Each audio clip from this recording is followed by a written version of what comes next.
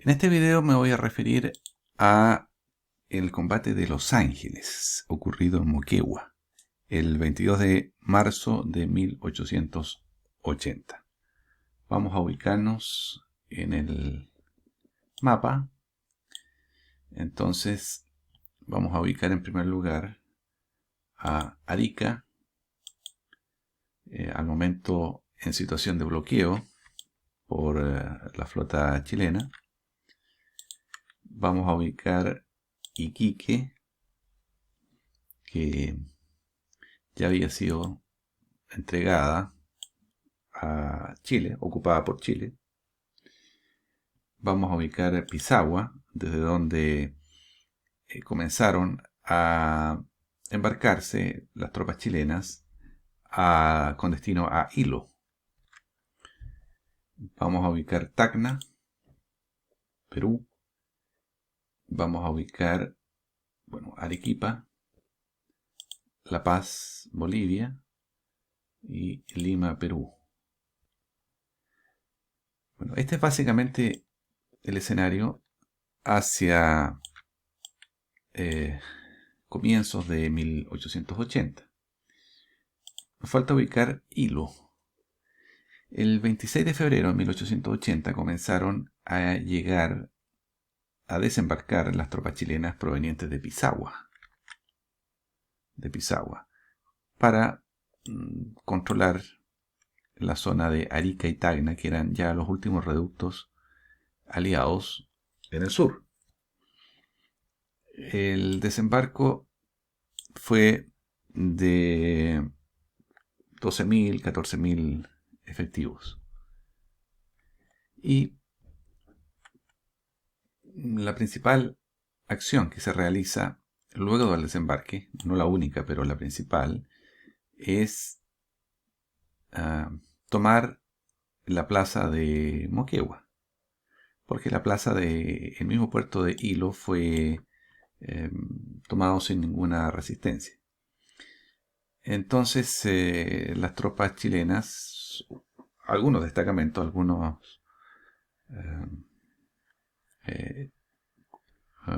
destacamentos avanzan hacia Moquegua. Y puede verse acá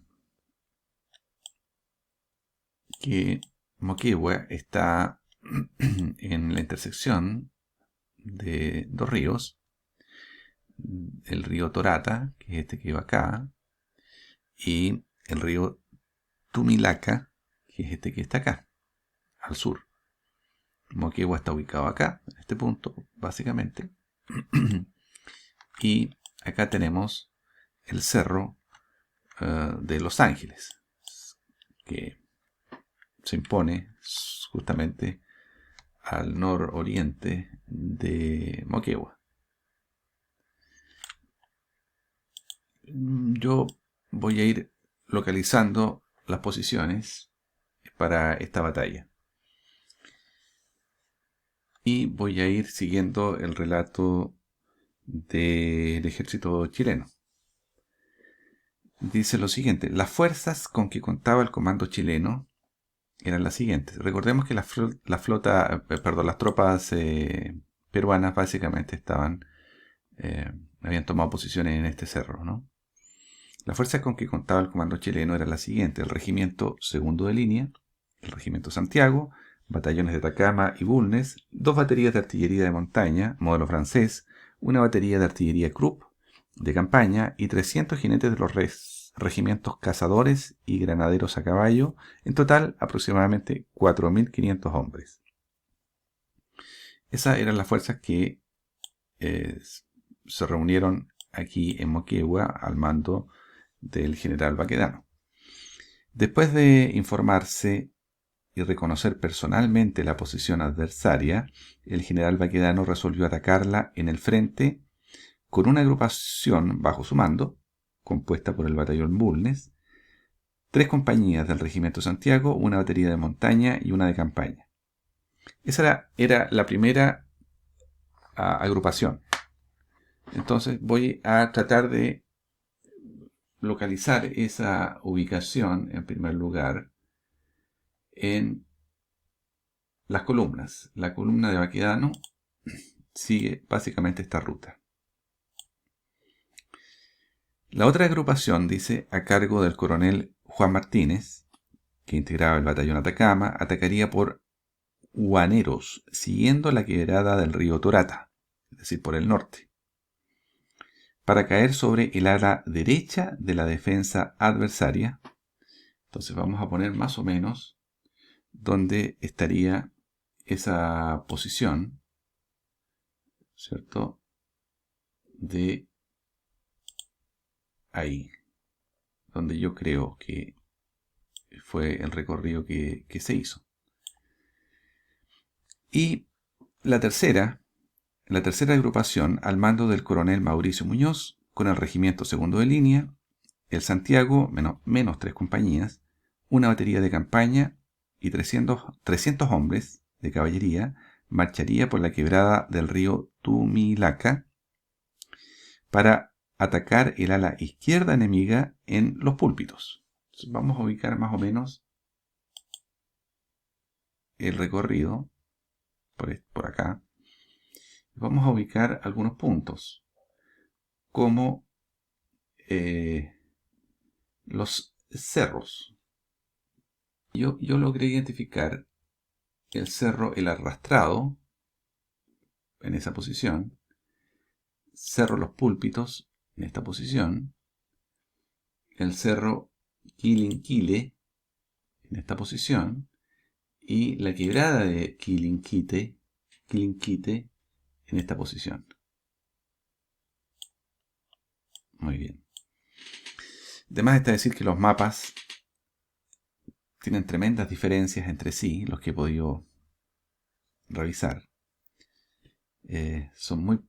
Todos marcan en líneas gruesas que esto fue así, en 3 líneas, 3 agrupaciones, pero la forma como accedieron y la forma detallada de por qué sector avanzaron y las posiciones del ejército peruano no hay coincidencias. Básicamente porque la geografía de los cerros, desde ahí ya hay grandes diferencias.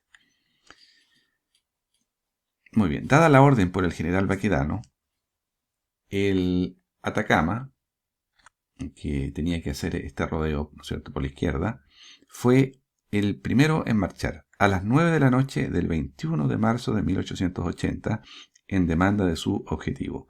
Se dispuso el mayor silencio a fin de no ser advertidos por los defensores, y cuando se avanzaba envueltos en las sombras y sorteando toda clase de obstáculos por el estrecho sendero que se seguía. Mientras los soldados fueron sorprendidos por descargas de fusilería que hicieron los hombres que el coronel Chocano, peruano, había enviado para espantar la caballada chilena que se encontraba en un potrero cercano a la ceja de Tambolambo. Las descargas sobresaltaron al Atacama, al regimiento, y el comandante Martínez envió a su segundo, el sargento mayor Juan Francisco Larraín, a comunicar a Baquedano lo que sucedía, y este contestó: lo dispuesto, lo dispuesto. Con esta respuesta, el batallón continuó su progresión, su avance, llevando en la descubierta al comandante Juan Martínez y al capitán Rafael Torreblanca, seguidos por una partida de soldados mineros, esto es importante, que avanzaban agarrándose por las rocas. Jadeantes y sudorosos, estos bravos iban abriendo el camino a sus compañeros que los seguían con el mismo denuedo. Voy a revisar esta escalada, porque es una verdadera escalada. Habrían rodeado este cerro, tal vez siguiendo alguna de estas huellas, por acá, pero desde aquí, voy a rotar esto un poquito para que se vea. Desde aquí hay que subir, y realmente el ascenso es casi inexpugnable. De hecho, los oficiales peruanos pensaban que era imposible que hubiese un ataque por esta zona, ¿sí? Entonces, aquí puede verse la geografía. Prácticamente no hay senderos. Y de ahí la importancia que habrían tenido el grupo de mineros chilenos que habrían tenido alguna mayor pericia para escoger los senderos que les permitieran llegar hacia arriba, ¿no? Avanzar hacia arriba. Así que la verdad que este es un ejercicio físico bastante demandante para cualquier persona, cualquier joven que quiera subir este cerro. Vamos a ver la altura de este cerro hasta arriba. Hasta aquí yo tengo básicamente 2240 metros. 2240. Voy a medir ahora la altura en la base, digamos sobre el nivel del mar. Tenemos acá 1400, 1500. Voy a centrar en 1500 metros. 1500 metros. Tenemos 700. Tenemos 740 metros de altura que hubo que subir. 740 metros. Con equipamiento, con armamento, con municiones, por estos cerros. Y en pocas horas. Así que bastante notable, en mi opinión, el trabajo que hizo aquí esta columna del coronel Martínez, el regimiento Atacama. Muy bien. Dice que la agrupación se extravió momentáneamente, pero un lugareño, a quien combinó el sargento mayor Estanislao del Canto a servir de guía, mostró la senda correcta y las tropas pudieron continuar sin inconvenientes en demanda de su objetivo. Mientras avanzaban las alas envolventes, la columna del general Baquedano había tomado posiciones en el frente y su artillería comenzaba a batir al adversario. Eran las primeras horas del amanecer del día 22 de marzo y la neblina de los valles comenzaba a dispersarse. Cuando las tropas apostadas en los púlpitos divisaron los púlpitos acá, este sector, ¿no es cierto?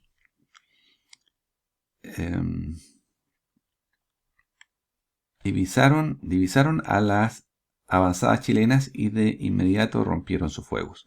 Bueno, vamos a tratar de ubicar donde yo creo que estaban las posiciones peruanas en estos cerros. Digamos que actualmente existe aquí, en este cerro, en la cima de este cerro, un monumento, un monolito, que está acá en este punto. Aquí. Y justamente en alusión a esta batalla. Entonces vamos a ubicar aquí algunas posiciones. Ya digo que los mapas no coinciden, pero yo creo que básicamente tenemos estas posiciones. El Grau habría estado, en mi opinión, en estas dos posiciones. ¿Por qué? Porque la columna de Baquedano pasa entre medio de estas dos posiciones de acuerdo a la mayoría de los mapas. Pasa entre medio. ¿Sí? Voy a mostrar un mapa. Este es el mapa que en mi opinión es el más confiable de todos, porque básicamente la geografía se condice con lo que hoy día podemos ver. Aquí puede verse el Cerro Los Ángeles, es el principal, y aquí habrían dos posiciones peruanas del Grau, ¿sí? En este punto y en este punto. Bueno, aquí está por donde habría subido la columna de la izquierda, la columna de la derecha, Muñoz, y esto aquí indica por donde habría avanzado Baquedano, la columna central. Aquí puede verse que aparentemente pasó entre medio de estas dos posiciones. Entre medio, por el centro. Si revisamos el mapa, uno puede ubicar este cerro. Podríamos pensar en este cerro. O tal vez este cerro. y este cerro de acá, que más o menos coinciden con la referencia. Yo pensé en un momento que esta podría haber sido una posición, pero no hay forma de acceder a esta posición por el centro o por el ala norte, y por lo tanto me parece que esta puede ser una posición más ventajosa, pero no tengo la seguridad. Lo claro es que esta es, sí, probablemente la primera posición del grau, y puede ser esta o esta. Y este probablemente fue la ruta de la columna de Baquedano. Algo menos complicada de subir, pero también tiene lo suyo, especialmente en este sector, ¿no? Aquí parece haber trabajos mineros actualmente. Bueno, y hay otras posiciones arriba, acá, el Cusco, el Canas, y aquí hay otras posiciones que están en la quebrada de Quilinquite. Bueno, estas posiciones de acá yo no les veo mucha posición estratégica, la verdad. Es la retaguardia, sí, pero en esta posición me parece que está un poquito con poco sentido en esa posición. Muy bien. Sigamos con el relato. El caso es que sabemos que Muñoz entonces avanzó por esta quebrada, ¿sí? El coronel Muñoz, y dice lo siguiente: la precaria situación que vivían los soldados de Muñoz, fusilados desde las alturas, efectivamente ellos comenzaron a ingresar por esta quebrada y habrían aquí posiciones de artillería o destacamentos peruanos atacando el paso. Esto pudo contrarrestarse mediante el emplazamiento de una de las piezas de artillería al mando del teniente Eduardo Sanfuentes, que empezó a batir al enemigo a una distancia de 600 metros. Probablemente habrán puesto en esta posición alguna artillería, ¿no? En este cerro. Quien empezó a batir el enemigo, dijimos, a una distancia de 600 metros. En estas circunstancias, el coronel Gamarra, el oficial a cargo de del ejército de las fuerzas peruanas, resolvió reforzar su derecha con los batallones Canas y Granaderos, que eran su reserva, y fue en su búsqueda. Pero a poco andar vio aparecer en la cumbre de la cuesta, y por el lugar que se había creído imposible de vencer, por acá, justamente por este sector, vio aparecer a soldados chilenos que se precipitaban sobre sus espaldas como una avalancha. ¿Qué había ocurrido que cambiaba de golpe el panorama del campo de batalla? La respuesta era simple. El Atacama había continuado avanzando por el cauce del río Torata, y antes del amanecer comenzó a trepar la empinada cuesta, haciendo toda clase de proezas donde los soldados se ayudaban unos a otros por los inaccesibles desfiladeros que solo permitían subir en fila india, aferrándose con pies y manos para no rodar al abismo.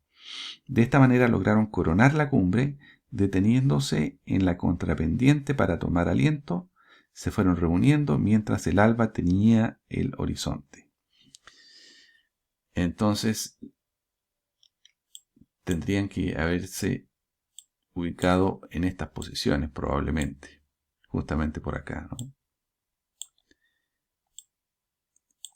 Y los corazones, dice, de aquellos bravos latían al unísono, y cuando estuvieron todos arriba y listos, se pusieron de pie y gritando viva Chile, se lanzaron a la carrera cargando con sus bayonetas contra los infantes del Perú. La aparición de aquellos demonios, que parecían haber salido del Averno sin que nadie notara su presencia, fue más de lo que podían soportar los enemigos. Toda la línea peruana se dispersó y cada cual solo pensó en salvarse. retirándose desordenadamente hacia Torata. Vamos a ubicar Torata acá. Torata está aquí, bastante al interior, ¿no?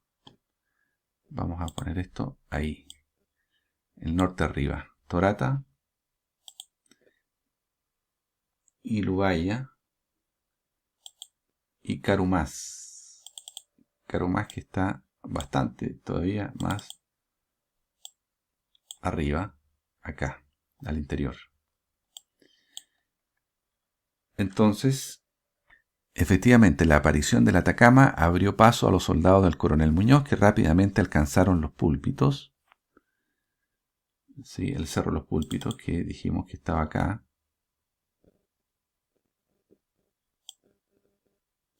Aquí, este cerro. Allí. Mientras las fuerzas que estaban en la pampa de Tambolambo hacían lo mismo para iniciar la persecución del enemigo. El Atacama había sido el héroe de la jornada y sus soldados se apresuraron a izar en el borde de la cresta de Los Ángeles, del Cerro Los Ángeles, probablemente en este mismo punto, acá, la bandera de su unidad, que fue vista por las fuerzas que actuaban en Tambolambo.